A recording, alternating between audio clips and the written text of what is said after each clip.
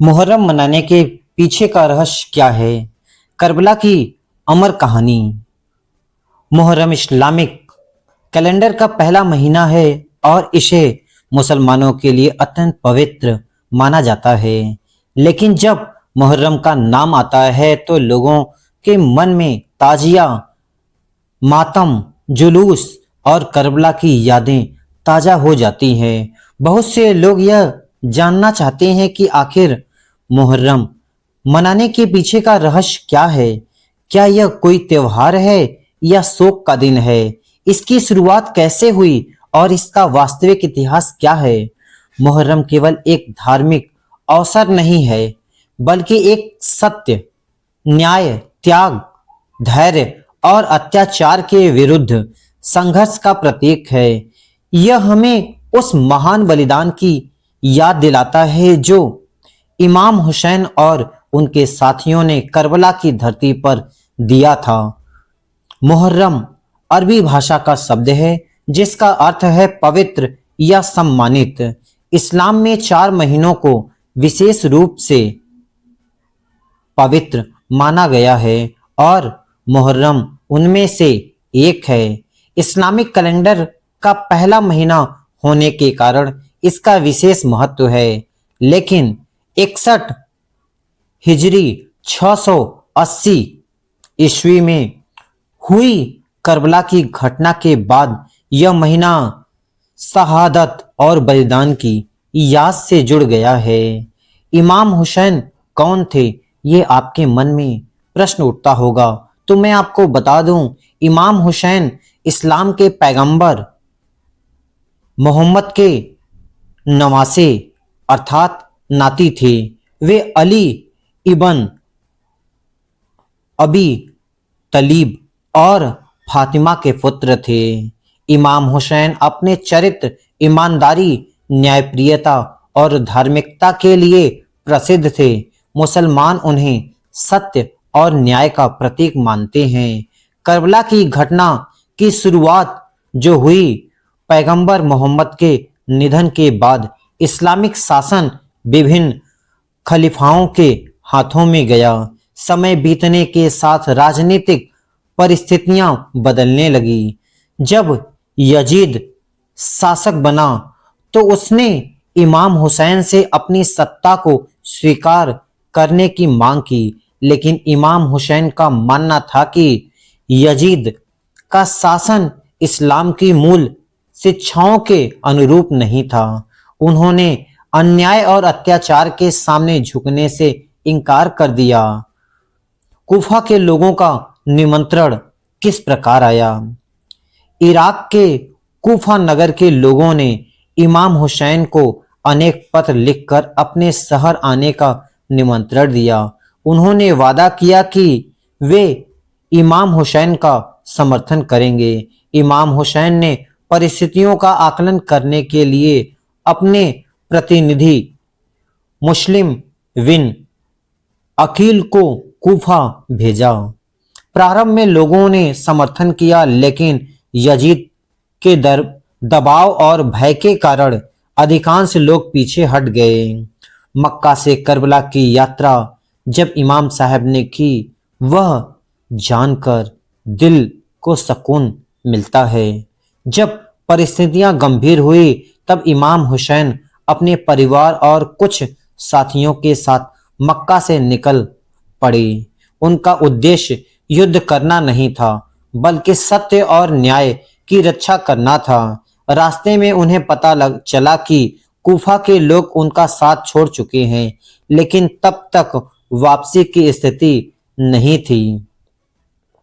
Karbala Iraq का एक ऐतिहासिक शहर है। यही वह स्थान है जहां इस्लामी इतिहास की सबसे दर्दनाक घटनाओं में से एक घटी। आज करबला दुनिया भर के करोड़ों मुसलमानों के लिए एक महत्वपूर्ण तीर्थ स्थल है।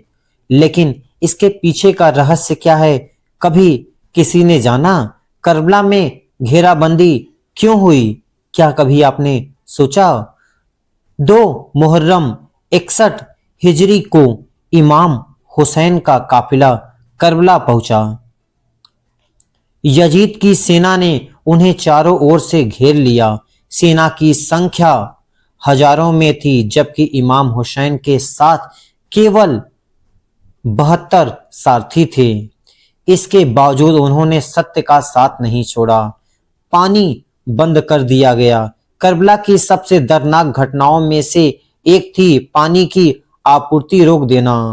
फुरात नदी पास में होने के बावजूद इमाम हुसैन के परिवार और साथियों को पानी लेने नहीं दिया गया। कई दिनों तक बच्चे, महिलाएं और बुजुर्ग प्यास से तड़पते रहे। हजरत अब्बास की बहादुरी, इमाम हुसैन के भाई अब्बास इबान अली पानी लाने के लिए फुरात नदी तक पहुंचे। उन्होंने पानी प्राप्त कर लिया, लेकिन लौटते समय उन पर हमला कर दिया गया और वे शहीद हो गए। उनकी बहादुरी आज भी याद की जाती है।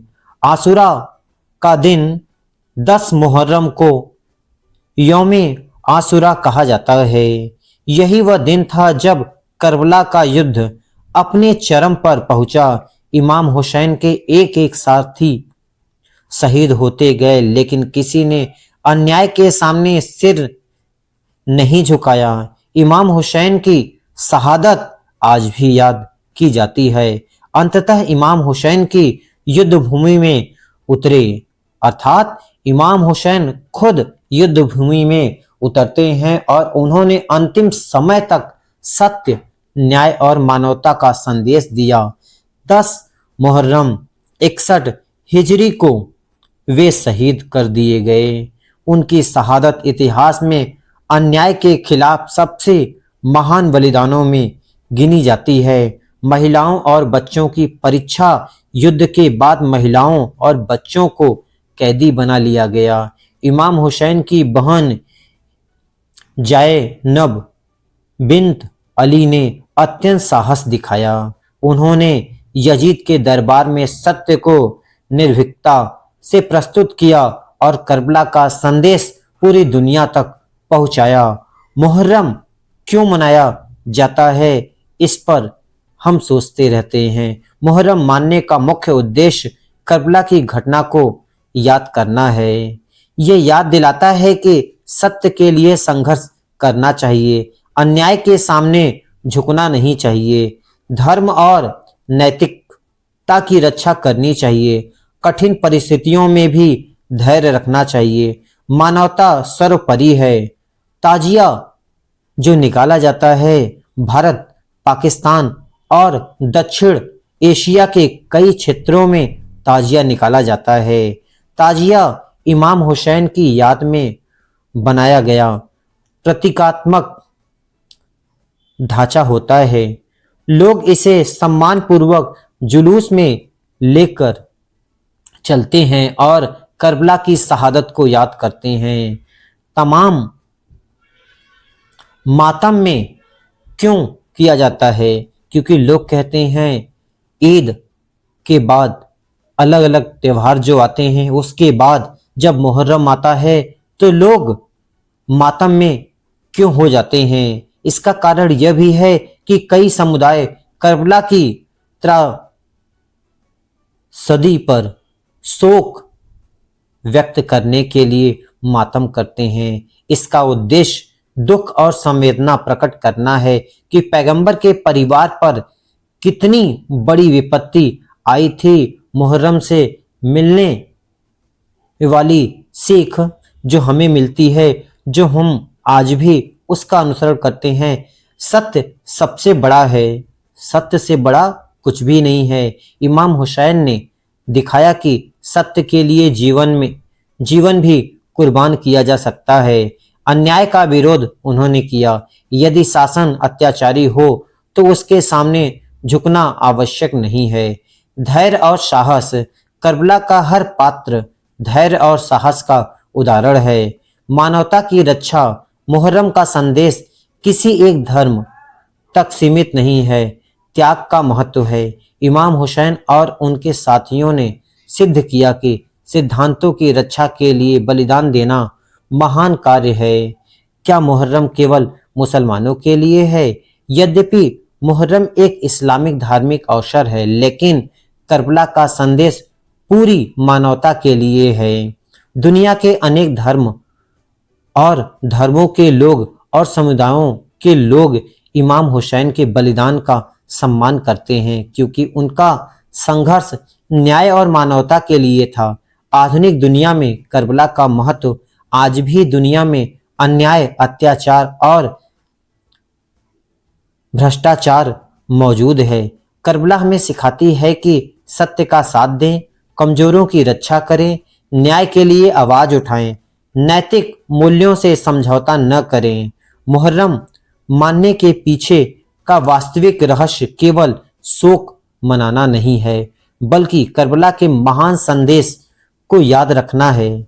इमाम हुसैन ने अपने परिवार और साथियों के साथ सत्य, न्याय और मानवता की रक्षा के लिए सर्वोच्च बलिदान दिया। उनका संदेश आज भी उतना ही प्रासंगिक है जितना 1400 वर्ष पहले था।